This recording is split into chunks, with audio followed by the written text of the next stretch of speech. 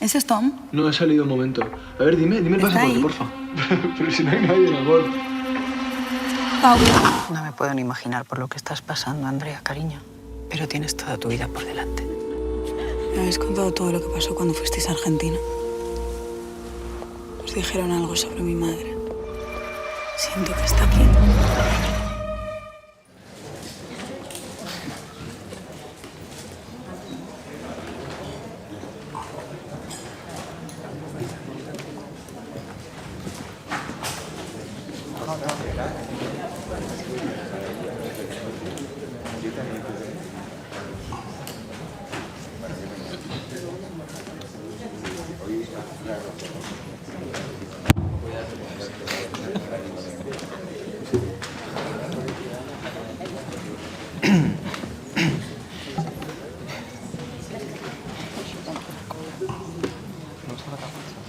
¿Qué?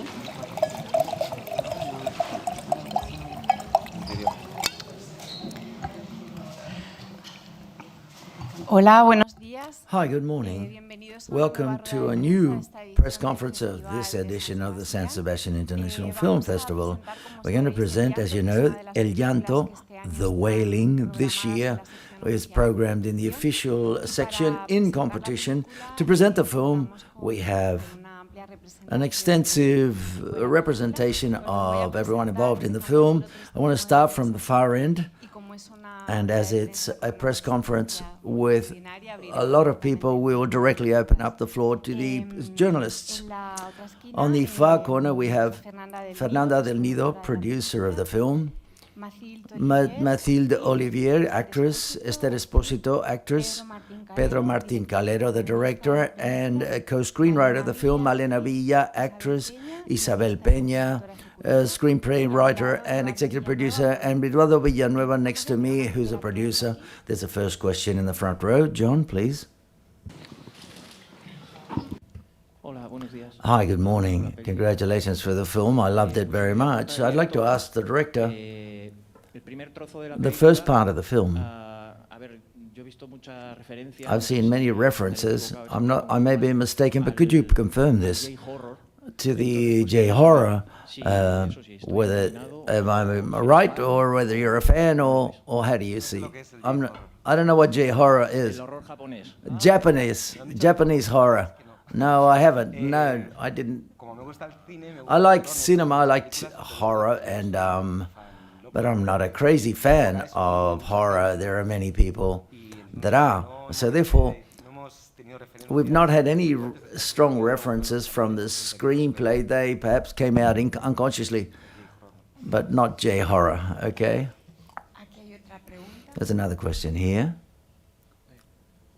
Hi, good. First of all, congratulations for the film, because I liked it very much. I thought of the most original horror films I've seen this year.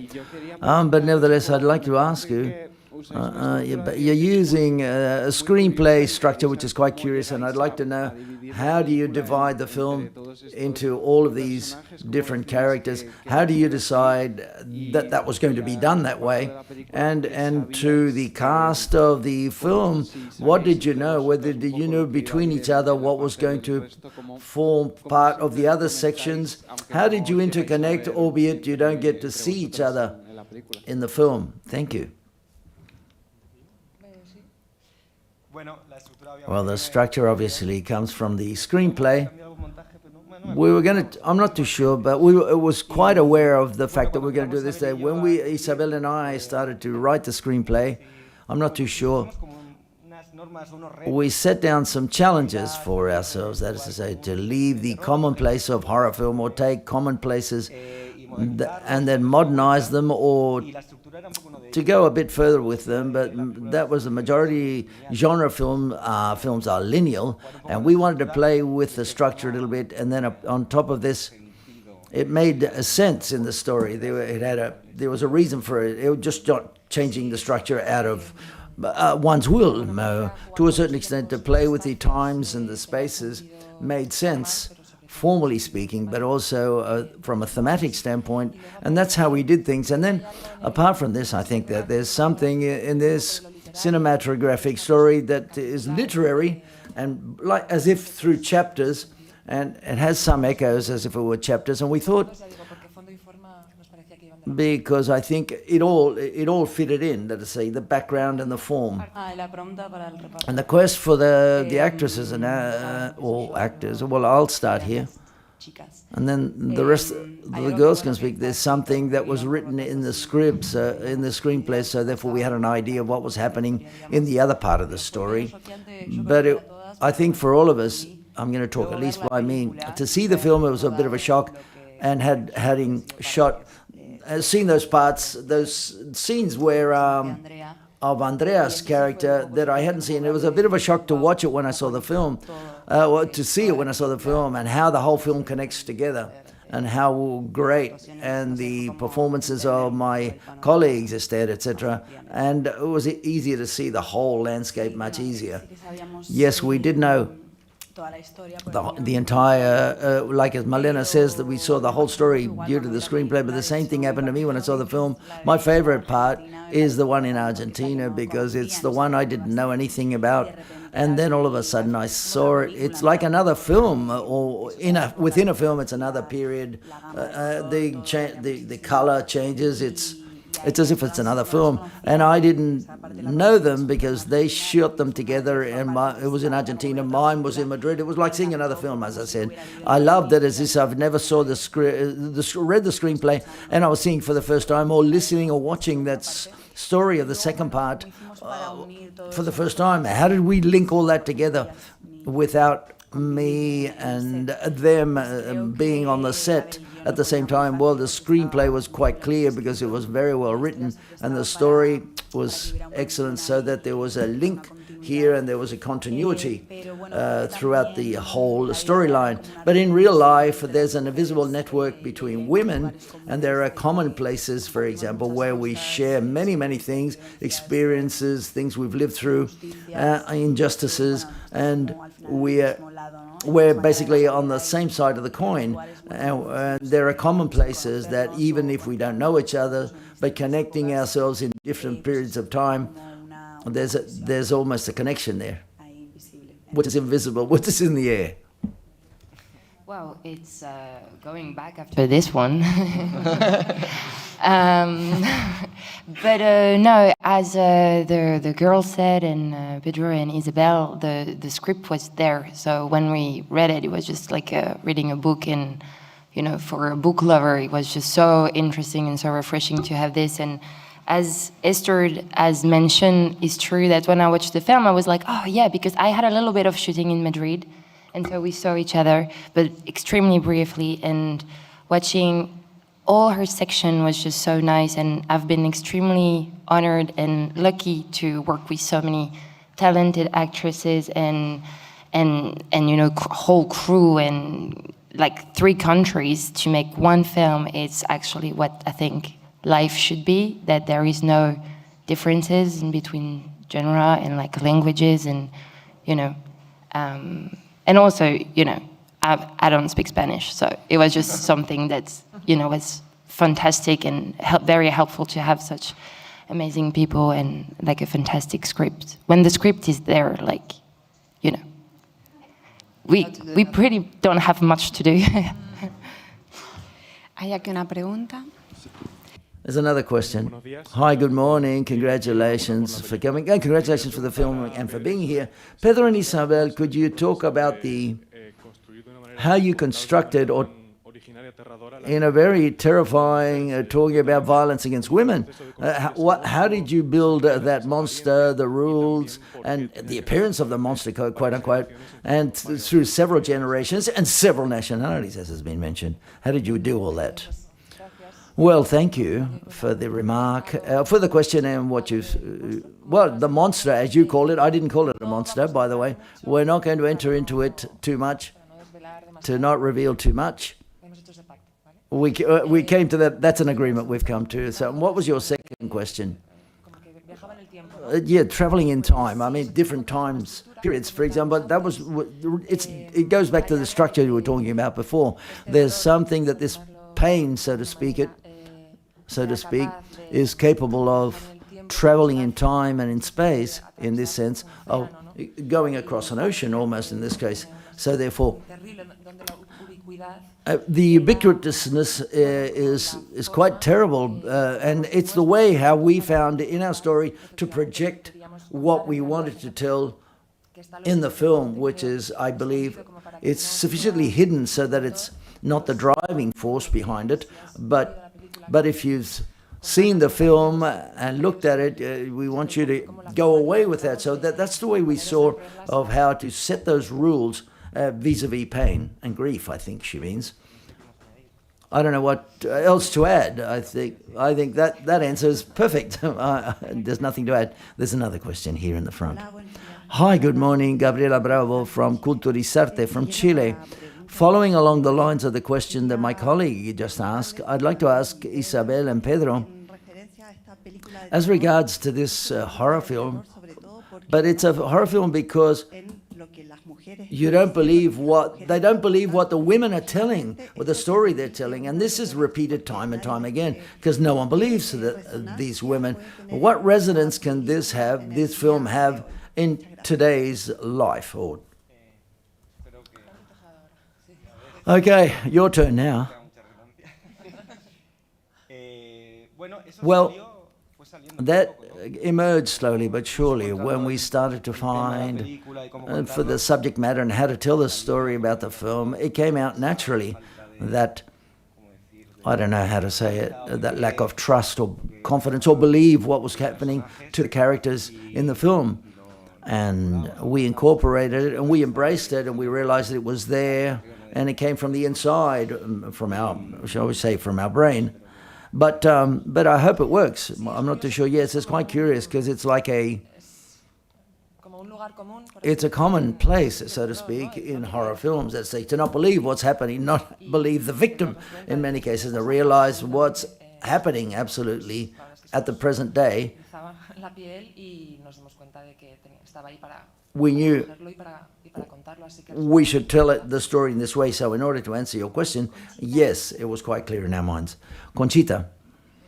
Hi, good morning. My question is for Isabel because I think that Spanish cinema has always had a star screenwriter. We can talk Azcona or Ristrel, but all of a sudden there is a break here and you emerge, and I think you've done a lot and you're continuing to do something to give to make Spanish cinema be more visual, to have more visibility. Are you thinking about, or you feel comfortable just in screenplay or screenwriting, or do you feel like maybe directing in the future, or just giving Conchita? What a question! Oh my God, how do I answer this? Thank you for your kind words. Well, no, I have no plans of directing at all. I'm very comfortable and uncomfortable with my profession. Comfortable because I love doing it and makes me happy, and uncomfortable because it's quite complicated. So I'm going to stay here to try to do things better. We'll continue to pressure her in order to achieve her to direct a film. I'm sorry we can't hear Conchita now.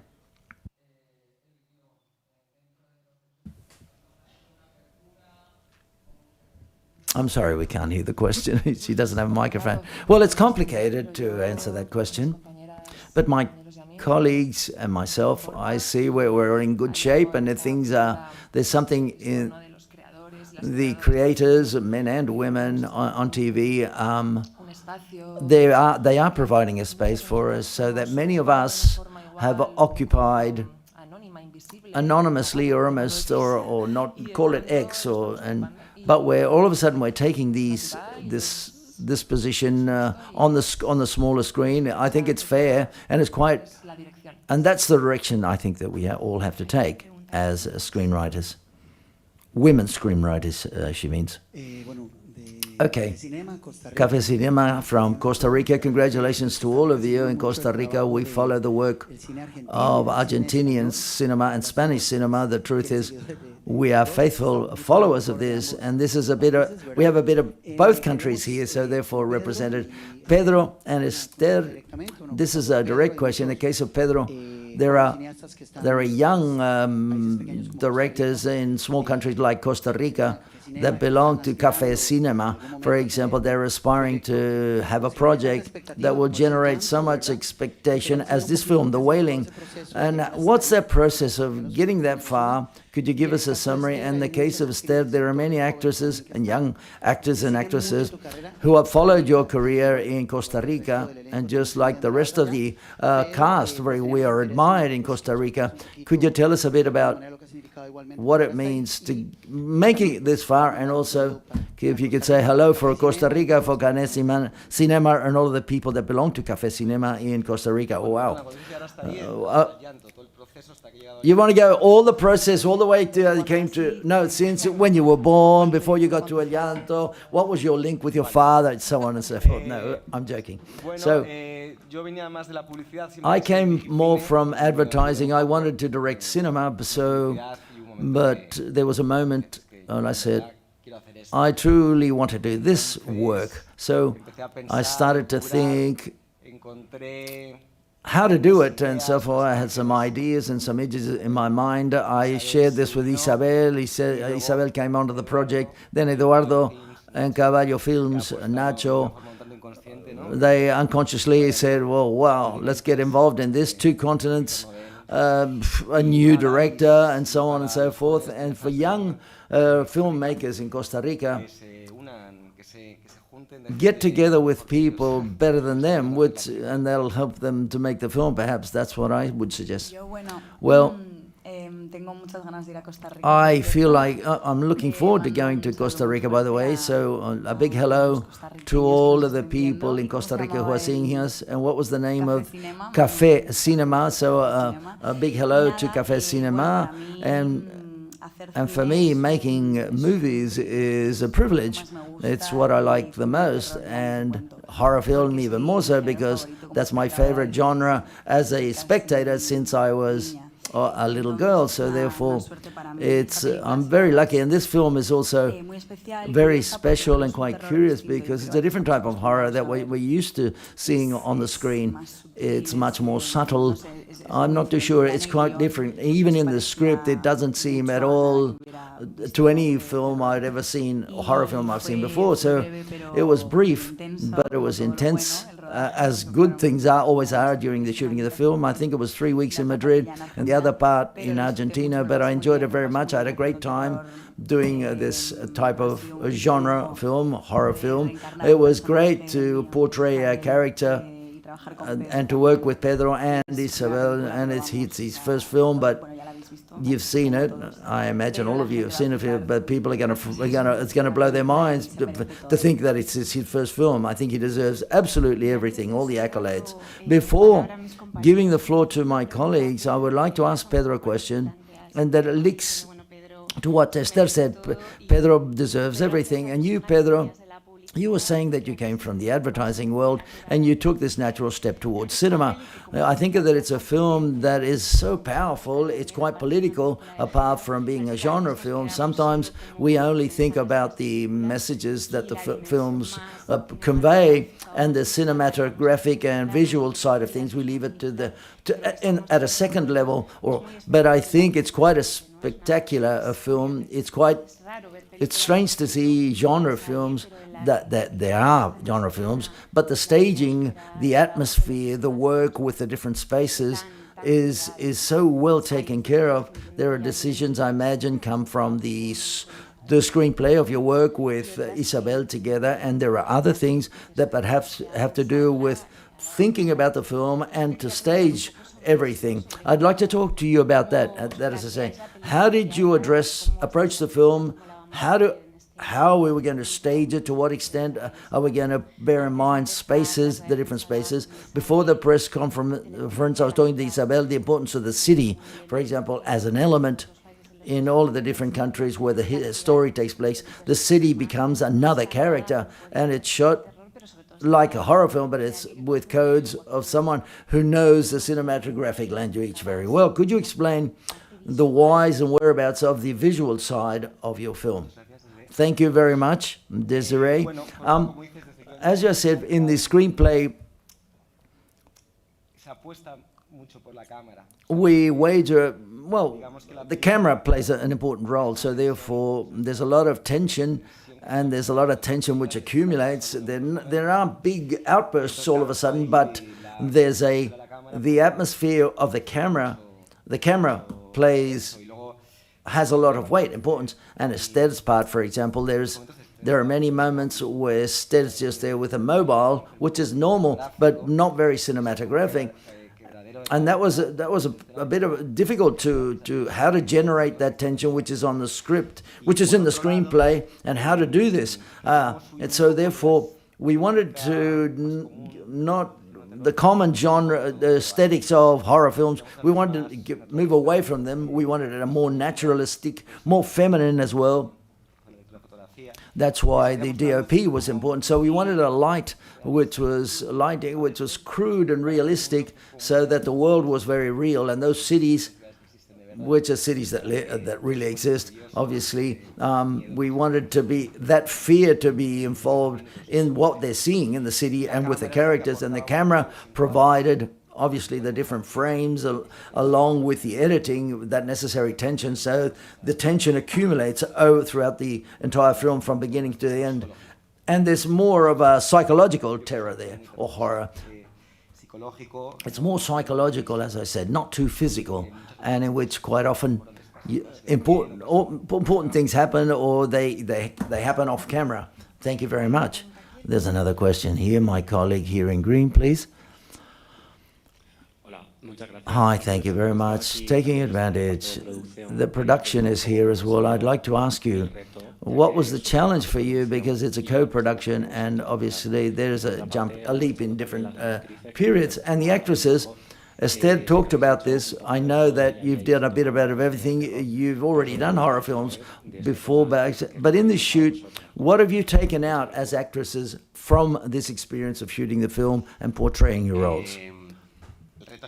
The challenge was gigantic, I would say, from the outset, because it's a film, when we saw it, we loved it, we thought it had an incredible potential behind it, but it was a first feature film which was quite complex for a first feature film for many reasons, so therefore, well, partnerships were important. The first producer was Fernanda del Nido, and then September Filber, and then France also got involved. So we had to join a lot of people together, and a production design which was highly coordinated by all the different people involved, so that we didn't,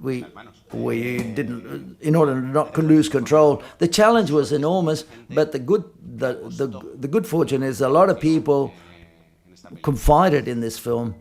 So because from the outset, people were saying whether we were crazy, that a first feature film should be in a smaller film and not a big film. But when they pitched it to us, they said, "Oh, it's going to be a cheap film." But that was a lie at the end of the day, because it was much more expensive. Fernanda, would you like to add something? No. We required a different expertise, and I think it was a compliment. We complemented each other, along with Cristina and Eduardo. Between the five of us, the truth is, and it's necessary to coordinate things so well in order to carry out this for the international launch and the strategy, and not only the shooting, which was complex, but technical side of things that we've had to overcome, and also the artistic ambition from the outset we all shared. I think we wanted to accompany Pedro and Isa in that process, yes.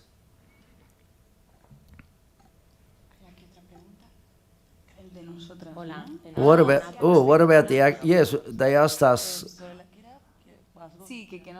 Yeah, what did we take? What did we take from the film when we finished? And we did. My previous horror film was everything was very physical and much more explicit. And in this film, the challenge was, I think, in a very short period of time, because I had half of a film to be able to tell Andrea's story. In that period of time, to be able to experience and go through those extreme situations, but everything was much more psychological and not as physical, because things happen, very few physical things happen to her on the horror side of things. So therefore, I think for me, that was the most interesting thing, but also the biggest challenge. And for me, it was the first time that I was doing a film that was not period, that it was more contemporary. So that was also very interesting in terms of, researches and everything. And I guess one of the biggest challenge was Spanish. Like, I worked, a year before shooting to be able to sound a little bit believable. And I worked with an Argentinian coach because reading the script, I figured that Mary was living in Argentina, and so her dialect was a bit different than Spanish. And doing horror film is like, for me, this film, it's got the genre of horror, but at the same time, it's more like it's not too much of a horror movie for me. I don't know how to really explain. It's just more of like a story of women's, and thank you. I'm not a big fan of a genre film, I must confess this. I'm very afraid to watch these types of films, but the script was so strong and so interesting that I thought I said yes to it straight away. I think after what I take away from the film, and I make this reflection now, that is,